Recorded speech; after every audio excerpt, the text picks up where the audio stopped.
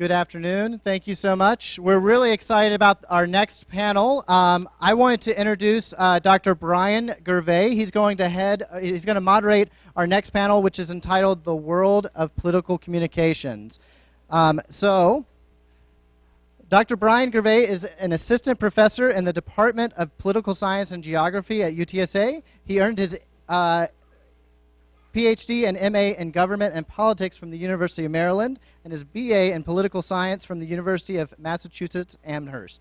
He specializes in political communications and political psychology. Please give a warm welcome to Dr. Bryan Gervais and the rest of our panelists.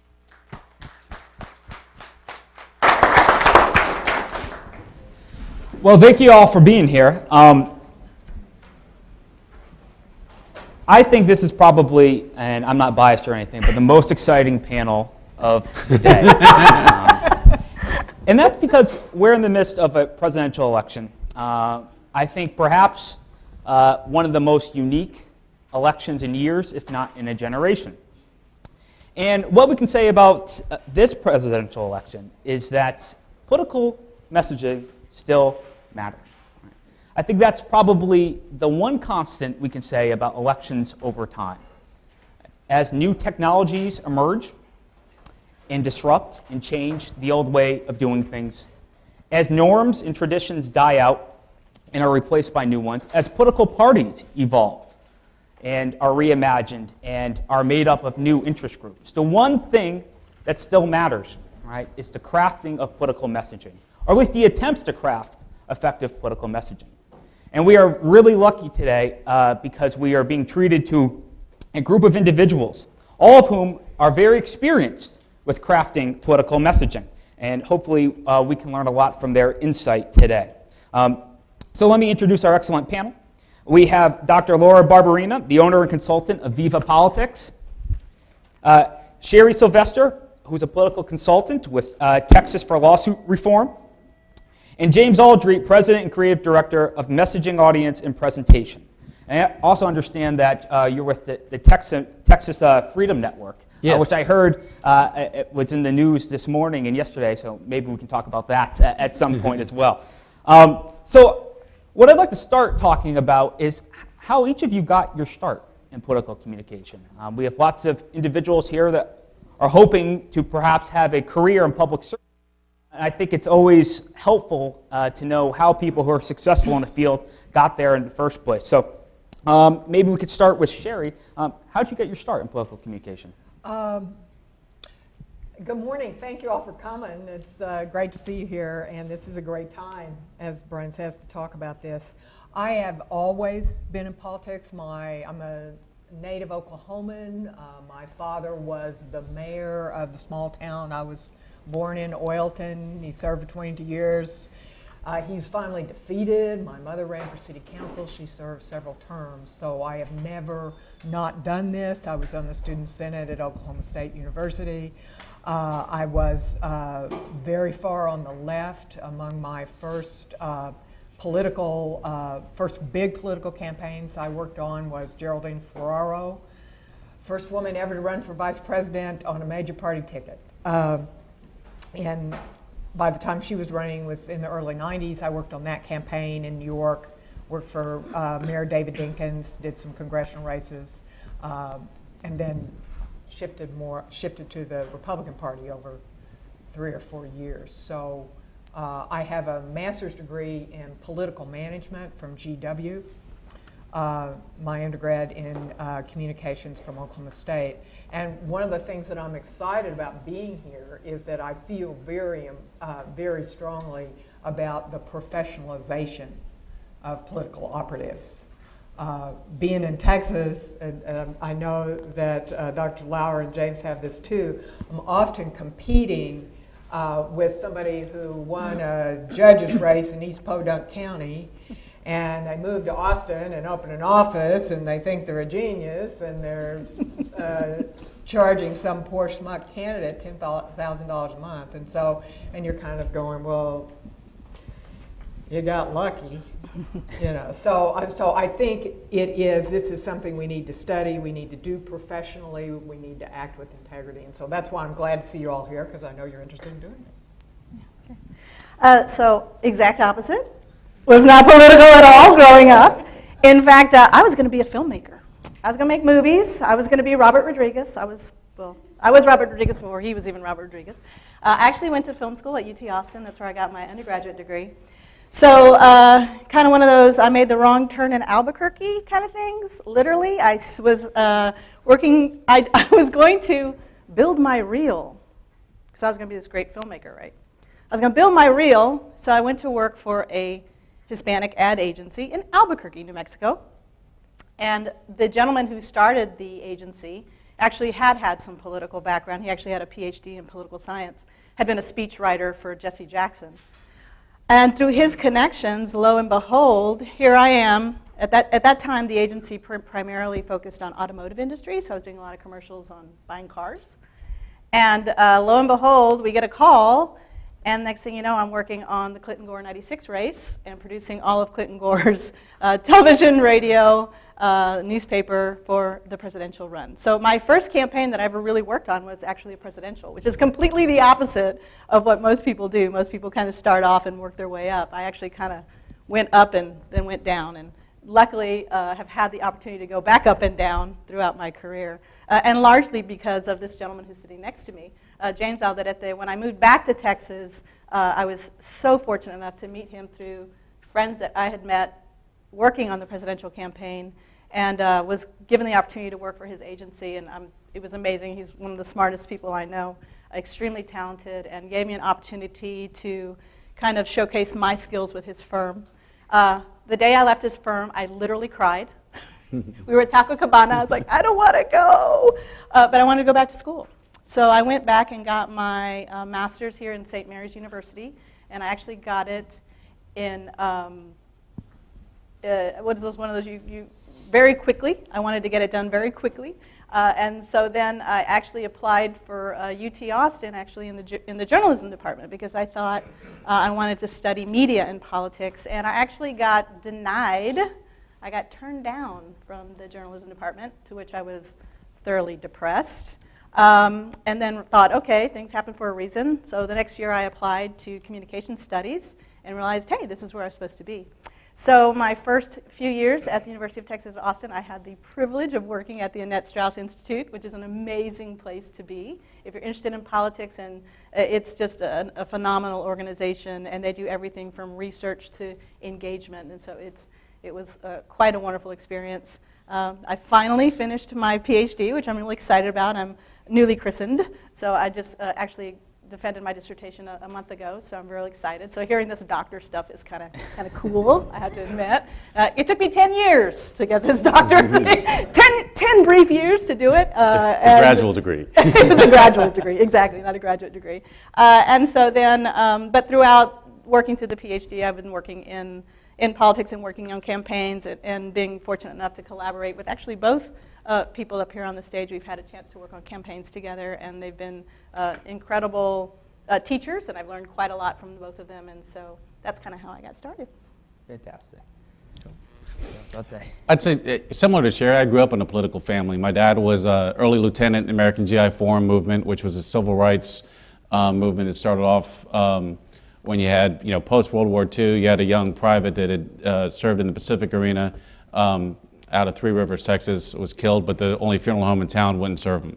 So LBJ was the Senate Majority Leader at the time, and now Private Felix Longoria is buried at Arlington Cemetery. It was a movement started by Dr. Hector Garcia out of Corpus, and a lot of young GIs, including my dad, kind of became part of that. So I always kind of grew up in hearing the Mexican-American civil rights stories. My family's from different parts of the border. And I had this mindset that if I was going to get into politics, I had to go to law school. So finally, at UT Austin, Kathleen Hall Jamieson, one of the leaders in political communication, was chairing the speech department at the time, and I had enough flexibility in my program to kind of take some communication courses out of government, and I credit her for saving me from law school. So there's, to get into really the communications part of it and get more directly into the campaign part of it, there's a lot of lawyers that are in politics that no longer do anything close to law, but carry that level of debt. So that aspect to kind of get involved, and then I eventually went for my master's in communications at UT as well. in my first job, while I had internships and other things and nice exposure and always was involved, my first real job was with the Ann Richards campaign. And I was interviewing with Glenn Smith, like Cherry, a former reporter. He used to head up the Houston Bureau, but then was heading up Hobby's office and was the first campaign manager for Ann Richards. And I said, I want to do press. And he goes, that's great. Can you do correspondence? Can you do thank you letters? I'm like, yeah, yes, but I really want to do press. And he goes, that's fine, but can you do thank you letters? And then he kind of told me, like, 90% of what I do as campaign manager is, politely grunt work still. So partly just when you get into the campaign aspect, there's, more to it than the glamour aspect of crafting messages and what it takes to kind of get people collaborating into a sense of a cohesive team. But nonetheless, every bit of work, including thank you letters, teaches you along the way. Right. So I was talking to Ms. Sylvester earlier before the panel, and I heard Dr. Barberena say something similar, that you were interested by the idea, perhaps, writing for a sitcom, right? And Dr. Barberena was interested in film school. And I wonder, is that part of what your job involves? Is it writing stories? Is it selling narratives? Is it sort of a similar approach to what somebody would do who's writing a movie script or writing a script for an ongoing sitcom? Are you selling a story, so to speak? Well, and of course, that's the trick of it. And not that it's a trick, but that's exactly what you're doing. I mean, I think when you are in the piece of it that James and Laura and I are in, well, let me say something about it. And we had this in the East. In the East, campaigns are more clearly divided between field and communications. When I was on campaigns out there, I would be the campaign director, which is not a title we use here. And the campaign director handles all communications. And the campaign manager handles all field. And so it's kind of split. But if you're specializing on the communications piece, you have to have the story. And that's a process. You get that from the candidate. You poll every line of it.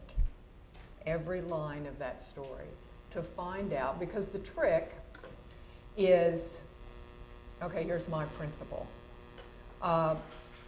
Voters are interested in 4 things, but it's not balanced.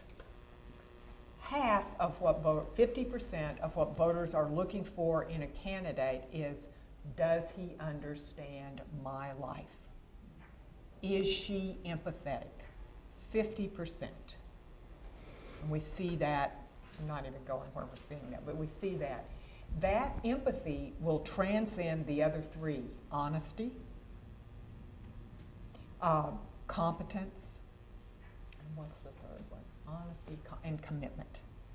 People are looking for those things, but what they mostly want is a candidate that understands their lives. And we see this all the time when we elect crooks. But at least there are crooks. So that's the piece of the story. You've got to be able to bring your candidate's life. So that's why you hear so many narratives. If I started out my life as a poor sharecropper, and a lot of people did. But I mean, that's why you get that story. That's why Marco Rubio tells you every time he talks that his father was a bartender in Miami. Tells that every time he talks. That's important. And we do not hear from Donald Trump that his father was a billionaire. So because he's looking at a different kind of story. He's starting his story somewhere else. Hillary doesn't tell you she married a governor. She tells you about her life. What her story is, so that you can find a connection. And I'll let the filmmaker take it. That's kind of the basic. Yeah, no, definitely. A campaign is all about telling the story and finding that narrative arc. And then to just kind of jump off what you were saying before, new technologies have really changed the way we're telling that story. Before, we could do it through mail and television. Now we have the advent of cable, social media.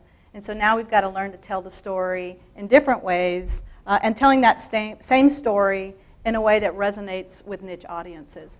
What I was able to do on a national level was be able to find my niche with Latino electorate, so producing materials in Spanish language.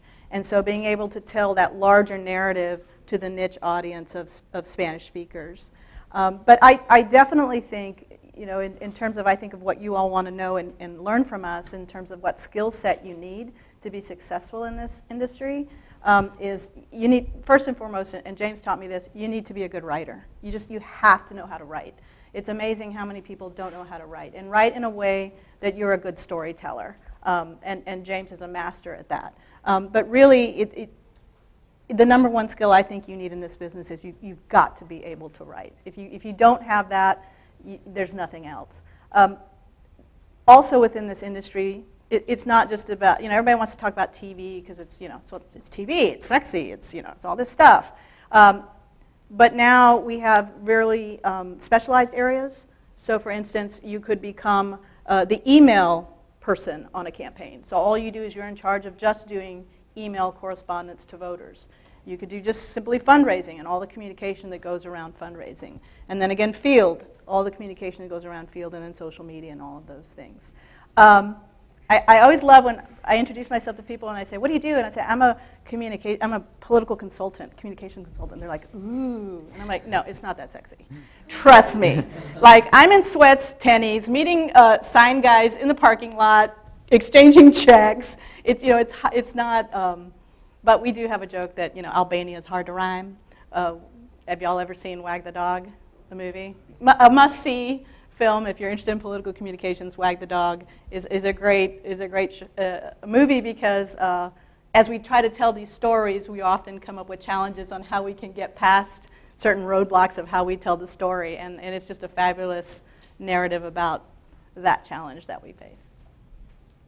Yeah, just to add a few things. Stories are basically, you know, how we connect with each other. It's how we remember things. Every family has their stories, and you'll find that they're very common to other family stories, even though there's going to be nuances and color differences.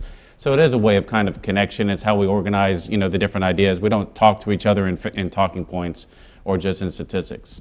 You know, the cliche of Hollywood would be, you know, what's my motivation? But really, our job is to make sure that people do understand a candidate's motivation. To Sherry's point, that's what builds trust. You want to know where they're coming from, you know, what are they trying to get out of it? Because increasingly, we're very cynical about politicians, especially. I think that's part of the Trump movement. When you're cynical about politicians, it's even more incumbent to express what your motivation is in an incredible way. You know, the buzzword, it's silly, of the moment is authenticity. So now authenticity is now a buzzword, making it slightly less authentic. But a dear friend of mine, back in the Ann Richards days, no longer with us, but Lena Guerrero was this feisty state representative. And she played a large role in Ann Richards' campaign. And then in the vacancy on the Railroad Commission, all of a sudden, she got big East Texas hair, pearls came on, and her power kind of red, you know, dresses, and it was just, she became slightly something that she wasn't. And unfortunately, in the course of the campaign, you know, the knocks on her story, as she talked about her own graduation, was kind of reflective of not necessarily being herself. So you're trying to always kind of make that connection of who you are, but again, you put it into a larger story because it's more critical that you really tell people why you're doing things, so to get over trust issues. Can I follow up on that just a second? Of course. Because I think there's been a shift, and I'm not sure what your thinking is about it, but when I got to Texas, as James mentioned, I worked at the Express News for a while because I thought I wanted to be a reporter maybe instead of doing politics, but I didn't. And about that time, David Dewhurst was getting into politics.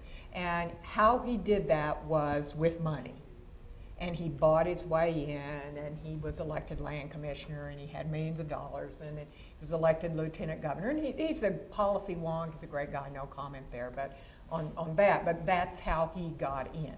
He was able to blanket the state with television ads and present people with a story, self-made up from the bottom, made all this money. Riding a horse. Riding the horse, doing all that, although non-native Texan, I don't think. But maybe he was. But then when Ted Cruz came along and beat him, by that time we had the Tea Party movement. So we have 175 Tea Party groups in the state. And that campaign went on for like 400 years. But all of those candidates they couldn't do it with ads. They had to go to every one of those meetings with people like you and stand there for an hour and answer questions. They had to be authentically authentic. And that kind of communication, I think, and that's what you also saw. I was in Iowa. That's, of course, what they do in Iowa. That's what happened at the caucuses in Nevada. You really, that personal communication now becomes And that year, because of redistricting lawsuits, you had those delayed runoffs and the delayed election part of it, which really changed the rules for Dewhurst, gave Cruz really a chance to run a movement campaign. And so, when the rules aren't in your favor, you look for ways to change it. And now it's the Dewhurst that can't compete in this new area. Yeah, and with the advent of social media, money's always important in campaigns. I'm not going to lie. It's always important. But we just finished working on a race this last election cycle for a judicial candidate. It's the 408 here in San Antonio on the Democratic side. And we were outspent. I think he spent maybe $160,000 and we spent maybe $50,000. And we ended up in the runoff and he didn't. So while money does matter, you also have to be strategic in how you do it, and you have to be telling a story, as James mentioned, that really connects to voters, that they understand. And social media allows you to do it in a more economical way to be able to reach voters. In fact, I'll sit with a first-time candidate, and they'll be like, oh, we don't want to do Facebook because that's where all the young people are. And I'm like, yeah, right. Like the median age of Facebook now is 55. You young people, y'all aren't on Facebook anymore. Y'all moved on, right? Y'all are what, Instagram, Snapchat. Y'all are totally moved on. But as we know, the electorate is older. And so the reality is Facebook is a really great way to set. I mean, as soon as my dad got on Facebook, I was like, okay, it's over. It's over. Facebook is now officially part of the electorate communication process. So, and I will tell you, if you can learn Facebook, you can work on any campaign. Right. Just as soon as I think I've mastered Facebook, they change the rules. Now they got the little heart. I'm like, what? Where did the heart come from? And the angry face. And the angry face. I'm like, this is, but they're always changing the ad sizes. But learning Facebook in terms of, what a live ad versus a dark ad. There's all kinds of stuff within the realm of social media and political communications that I think is yet to be discovered. And you guys are just poised to do it because most people think that's where y'all live. Well, I think it's interesting. Sherry and James talked a little bit about the personal communication. A lot of what we see happening in caucuses, candidates meeting face-to-face, talking directly to voters. And Laura, you're talking about social media. So is social media, can it be as effective as personal communication? And in some ways, does the advent of social media and of digital platforms more generally, does it make your jobs more difficult? It's constantly changing. There's a lot to keep up. I understand that's a double-barreled question. Well, it's difficult because sometimes I have a client who is more concerned about how many likes they have on Facebook than how many positive voters they have in the field program, and that can be a little frustrating because Facebook is a great tool to use, but it's not the only tool to use by any means. I think you do have to be careful with Facebook because it can consume a candidate's time. It can be like, it's like a gambling addiction, right? I just posted this. How many likes did I get? Well, that only got 50. All right, let me post something else. Oh, that got 160 likes. And so then it becomes this cycle where everything they post, they want to get more and more likes. And we don't know whether or not, that's actually connecting with the voter. What my approach and my company's approach is always about using social media as a way to engage in a conversation. You want to have engagement on social media. You want people commenting. You want to be having a conversation with voters. And then also being able to show the authenticity, which is what I love about social media, is periscoping and the voyeurism of online videos, right? Where we can show things behind the scenes so voters can see this authentic candidate. So it's not maybe a fancy, slick commercial that we've spent, hundreds of thousands of dollars showing them riding a horse, but rather, in fact, it's, following the candidate while they're shaking hands and letting voters sort of see that aspect of the candidate that they wouldn't normally see on TV. It wouldn't be covered by a news. It wouldn't be covered on earned media. But that social media allows that sort of window of a peeping Tom, if you will, to look and see what the candidate's doing. Yeah. Well, I mean, I want to say something about that unless you're, I have every candidate that I deal with, I put them in front of a camera and make them talk so that I can see what they look like. And you can't bring, and every time I do it, every other consultant wants to be in the room because they don't want their candidates saying anything, and they're very invested in the content, what the person is actually saying. I'm not. I want to know if the person makes eye contact, if they stand up, if they speak with authority and confidence, because that's what people are looking for. Because I think that when you go out and you're raising that money and you reach out there to shake your hand, or you've got to go to your local, whatever it is, and talk to people, that's the key. That is the bedrock. And I don't care if you're running for governor or you're running for the 406th Judicial Court. So how your candidate presents themselves, if they've got a tick, if they've got bad breath, if for some reason they're just not likable, Ted Cruz.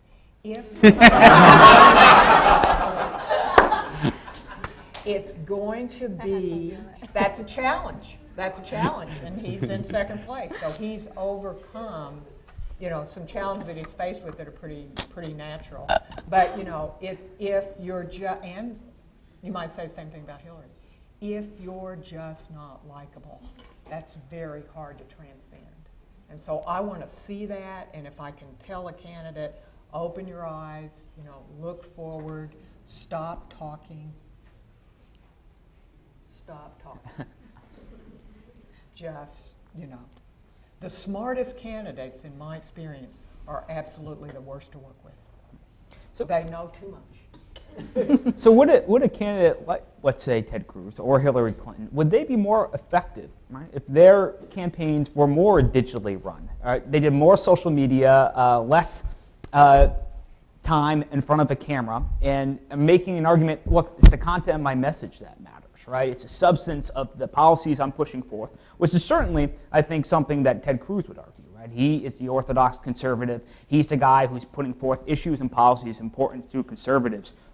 But he loses the sort of the game when in the debates in front of the cameras. So would it be better for him to do less personal appearances and try to run his campaign more digitally? I think there's already a huge digital aspect to his campaign. And I don't think that was his ability to raise money. What he is largely a movement guy. Yeah. Social media, I think, works on two ends. I think it can be slightly overplayed. I agree that you're not going to have anyone with a following that's not a likable person who isn't known whatsoever. So it really is all about integration and not kind of one or the other. Right. But when you can tap into other communities. So those communities on the evangelical side already exist. Those communities on whether you want to call it Occupy or the income inequality part of it on the left already exist. Right. So what they've been able to do is kind of tap, and then they continue to build trust. So it's an integrated campaign, but you kind of go to where the voters are, and they've developed their base.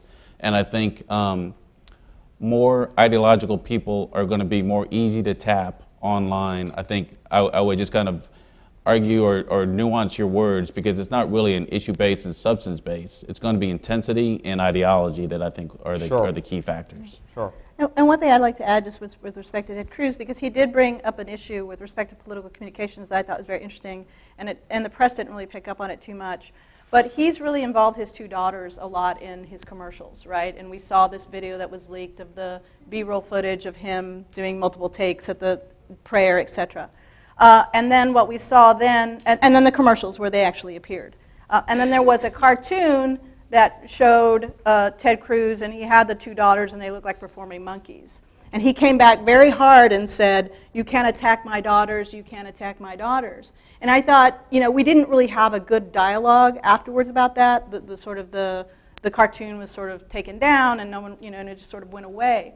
But I think there's an interesting debate here to say, he politicized them, one could argue, by putting them in the commercial, therefore making them fair game, right?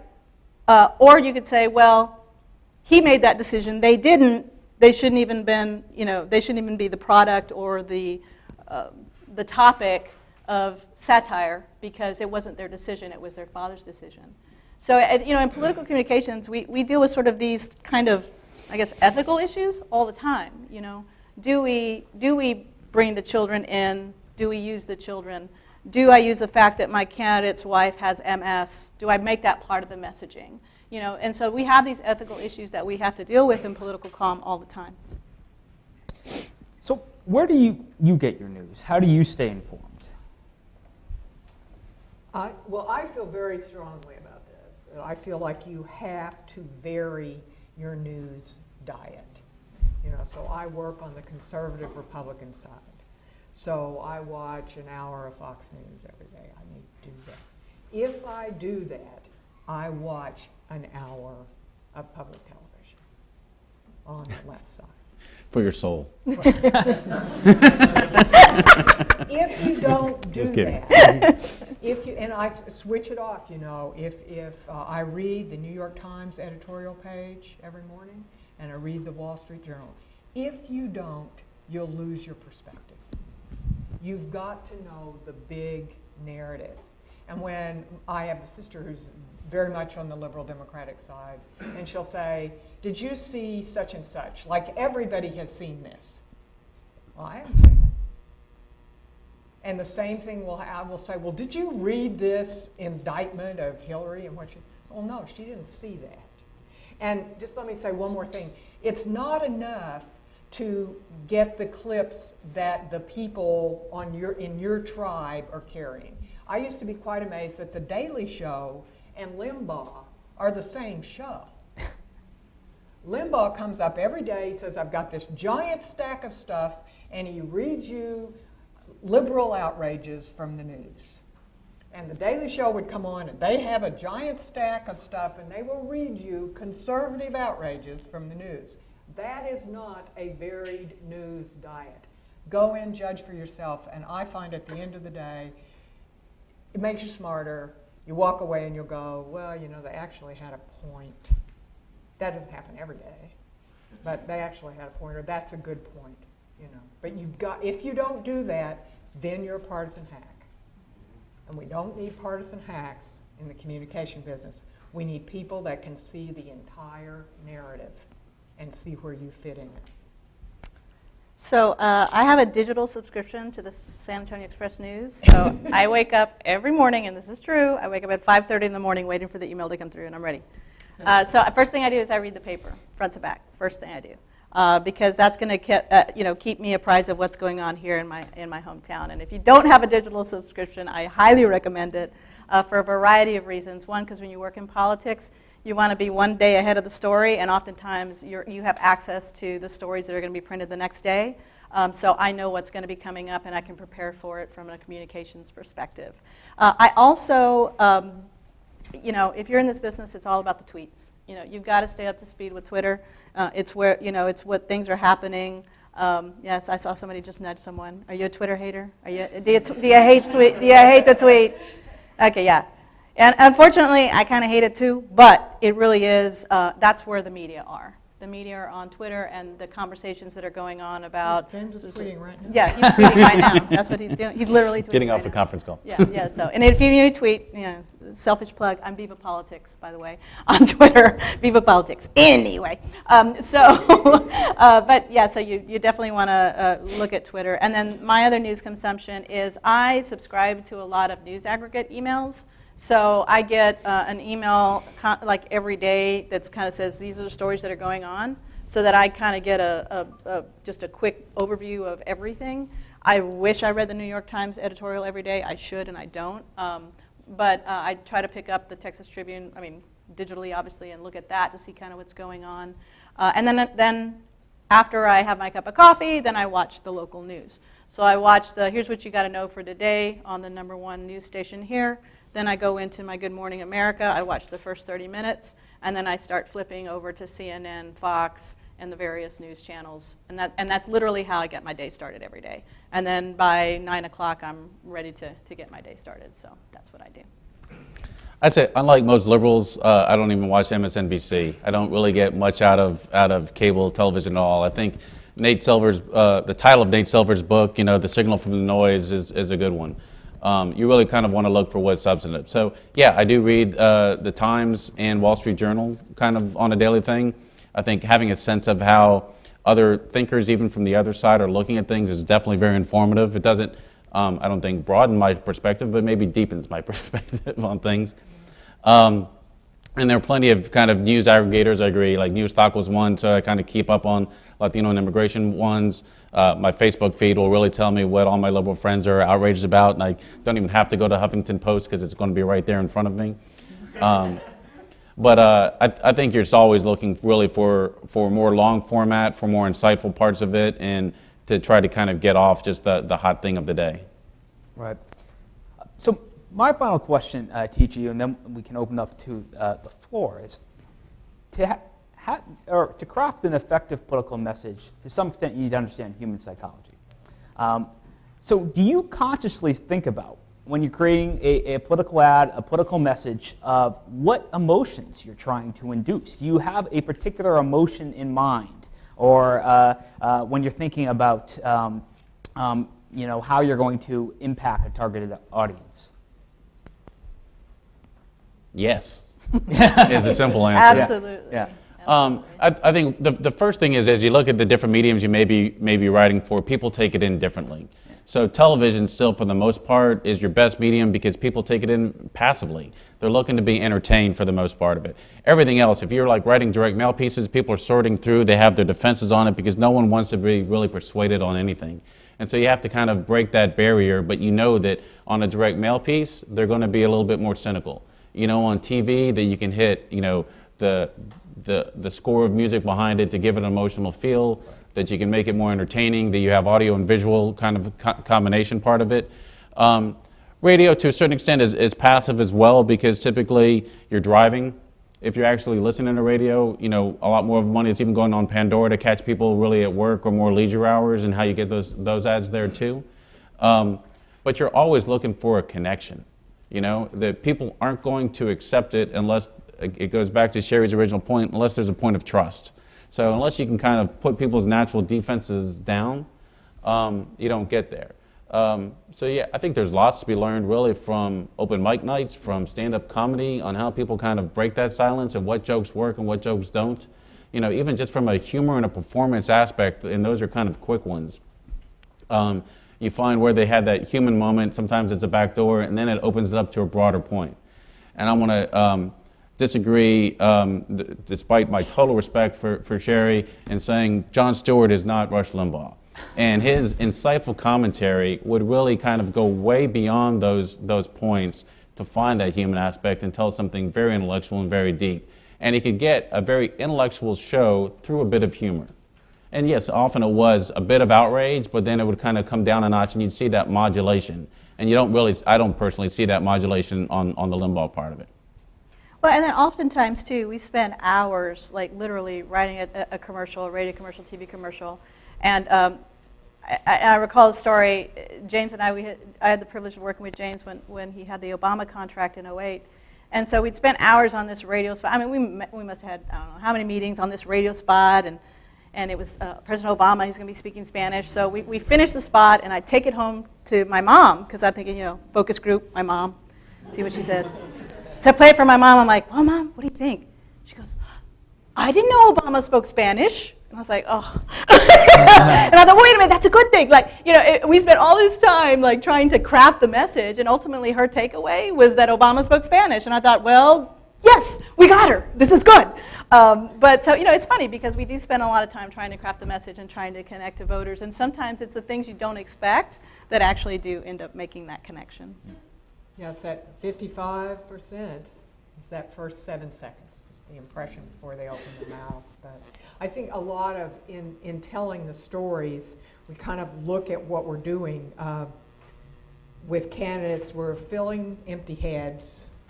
We've got an unknown candidate. And we're activating latent partisans.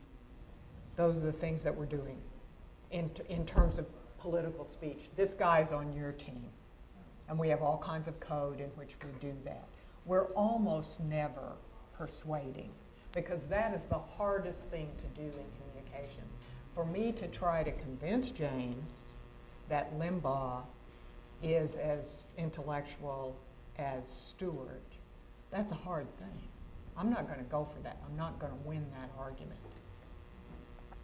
So what we're mostly doing is getting that empathy, telling that story, which again is why Mario's father was a bartender, why they tell you Mario's father, and why Ted is using those kinds of stories more, so that you can understand, what people's lives are like. Mm-hmm. Thank you. So, I think we can open up the floor now to some questions. Yes, sir.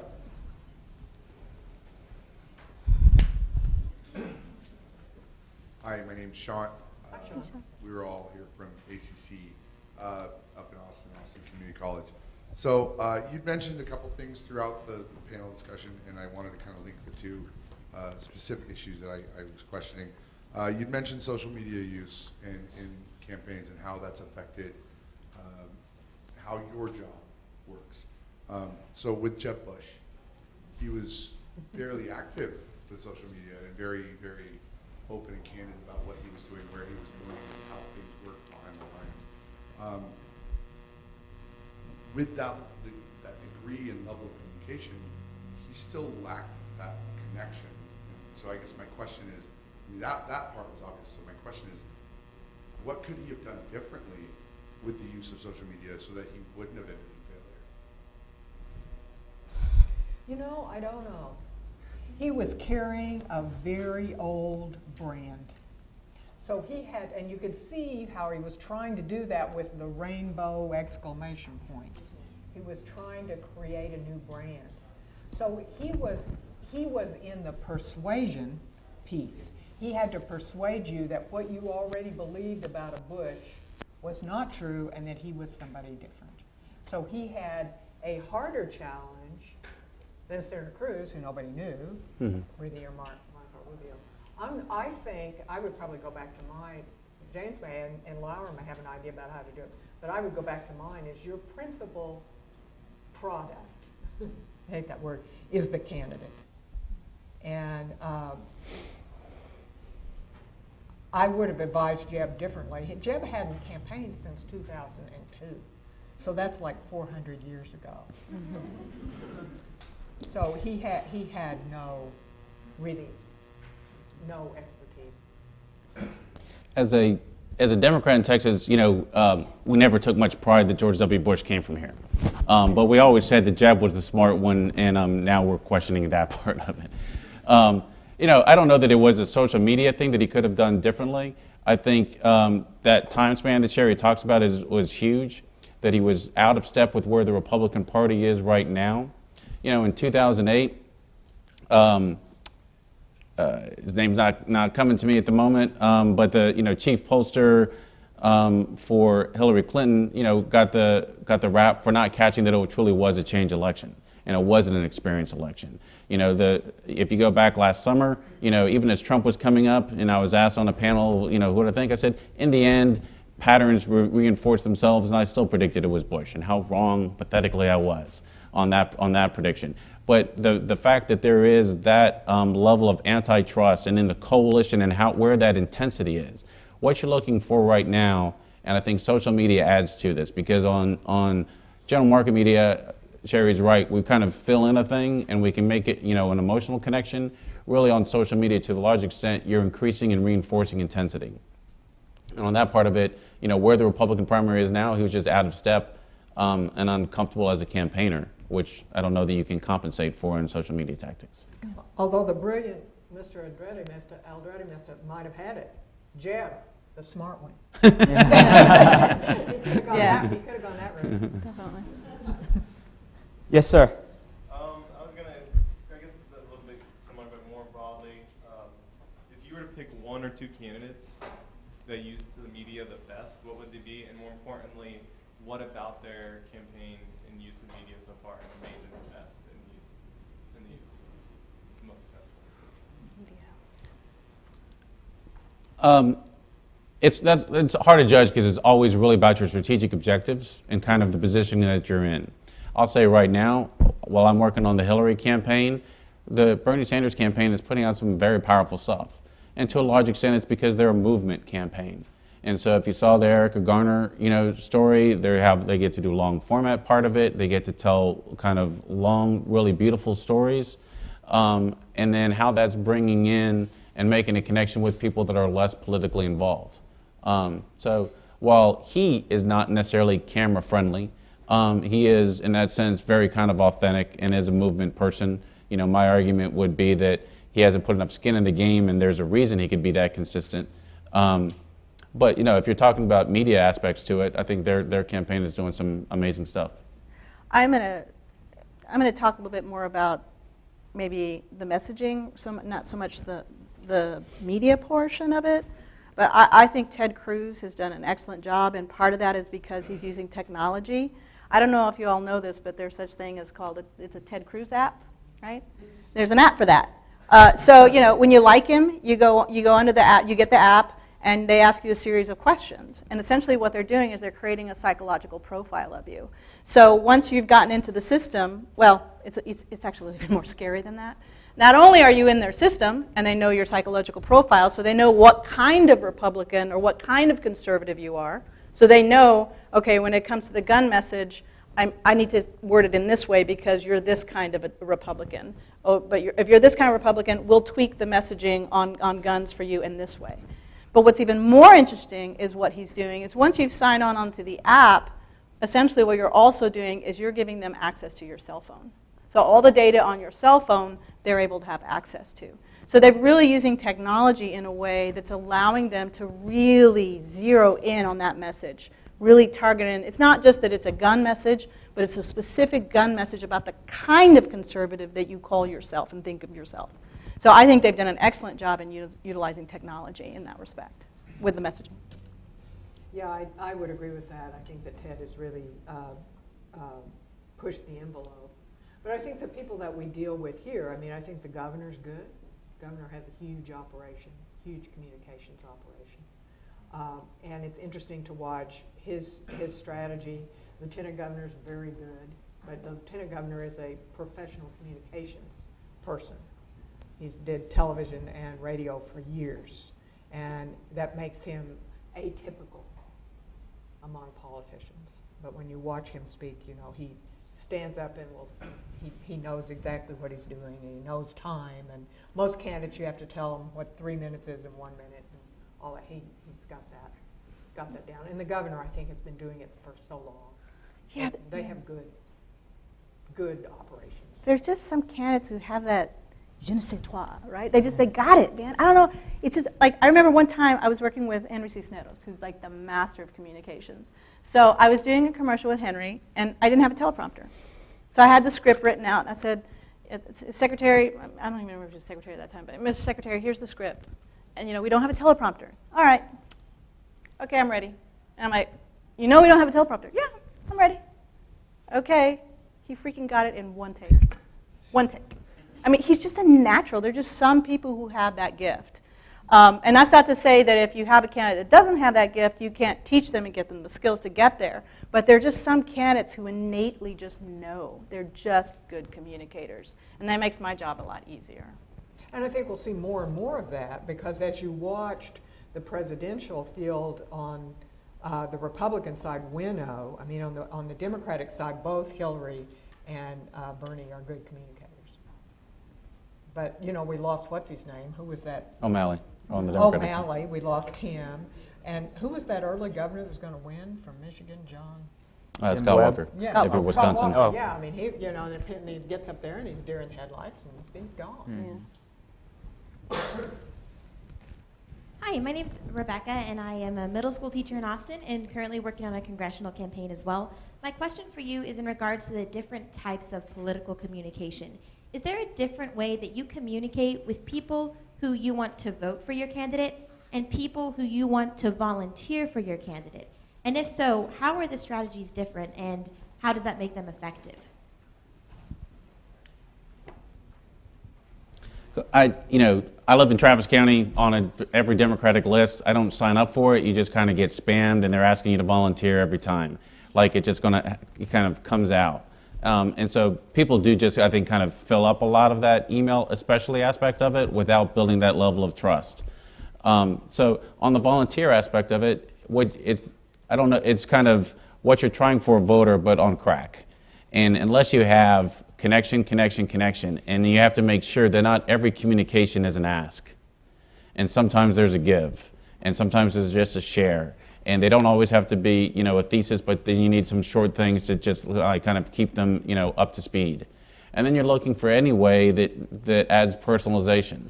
When you still, after even donating or whatever, if you get dear friend or you don't even get a personal, first name in there, and it's just kind of an automated part of it, you're losing that ability. I think overall, even with voter persuasion, I think there will be continued movement towards personalization. On the volunteer aspect, unless you feel both connected and then appreciated, you're not going to be there. Yeah. And to kind of add to that and the personalization, volunteers, we kind of like to shame them. Shaming always works. So say, for instance, your candidate has a teachers union endorsement.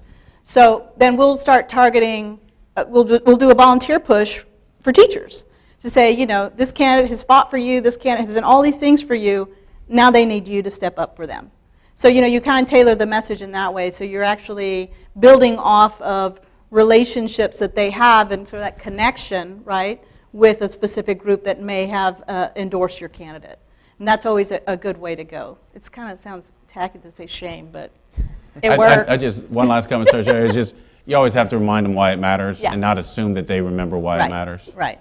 This person voted this way during the legislature, or blocked this bill, and they've stood up for you. Now they need you to stand up and then ask them to volunteer. And I've always found, too, that when you ask very specifically what it is you want them to do, not make a general ask, they'll say, just come volunteer. It's like, well, what the hell does that mean?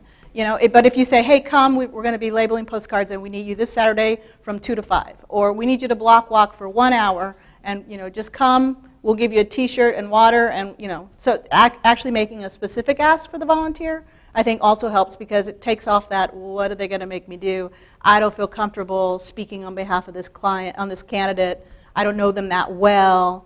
So kind of giving them that kind of specifics helps. And put the whole message in the subject line. Somebody's going to read it. And my friends do not send me emails that say, dear friend. So don't do that. I think we have time for one last question in the back. It should be quick. Do you have an essay or a speech that you keep above your desk and think about every single day that keeps inspiring you?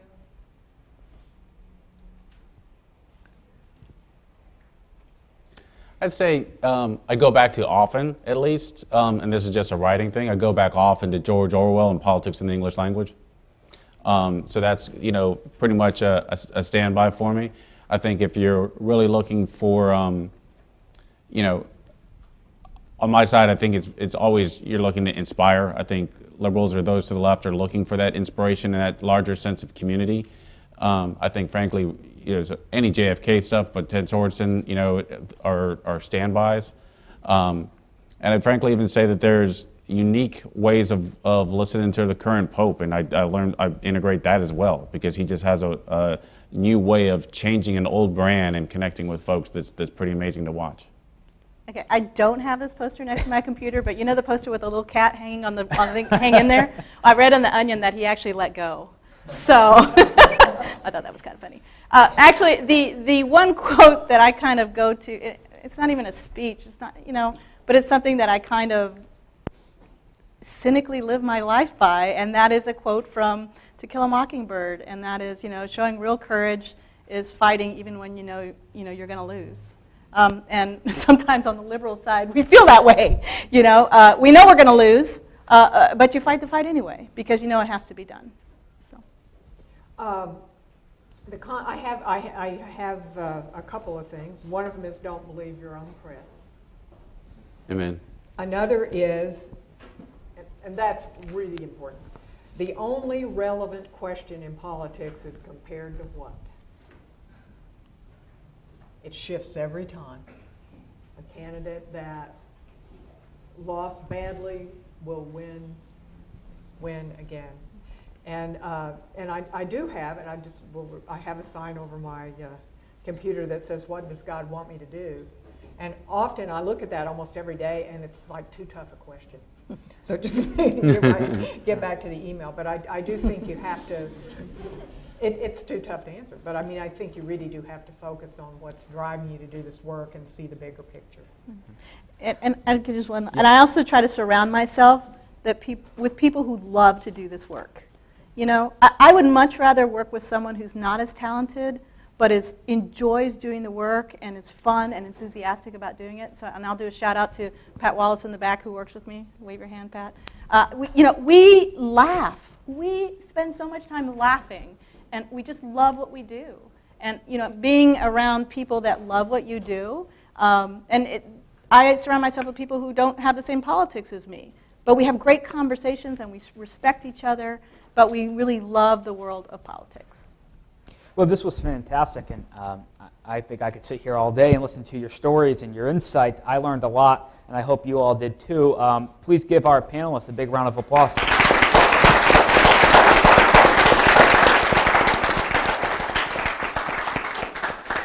Thank you so much. We had a great time listening to the panel on political communications. We're going to break for lunch now. So if we can, we're getting the rest of the sandwiches here set up.